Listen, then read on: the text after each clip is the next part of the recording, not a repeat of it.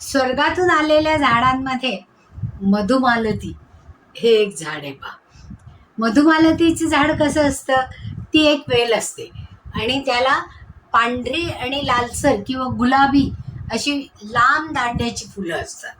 मग ही वेल जी आहे ती आपण दक्षिणेला जर मोठं ओपनिंग असेल किंवा दक्षिणेच्या खिडक्या खूप मोठ्या असतील तर अशा वेळेस जर दक्षिण भागामध्ये आपण हा मधुमालतीचा वेल लावला तर त्या मधुमालतीच्या फुलांचा वास तर आकर्षक असतोच असतो, पण त्याचबरोबर तो जास्तीची उष्णता शोषून घेतो.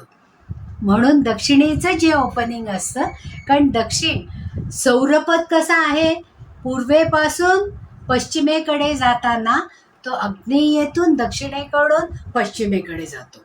म्हणजे सबंध आग्नेय, दक्षिण आणि नैऋत्येचा भाग हा अत्यंत तापवतो.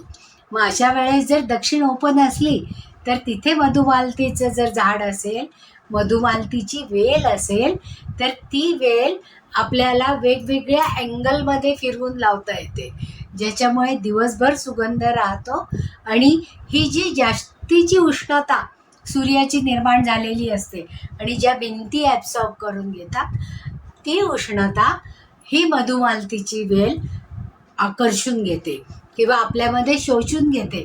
त्याच्यामुळे उष्णता ही कमी प्रमाणात जाणवते. म्हणजे ही एक रेमेडी आहे, पण त्याच्यामुळे घराची शोभाही वाढते आणि सुगंधही पसरतो आणि घरामध्ये सतत चैतन्य राहतं.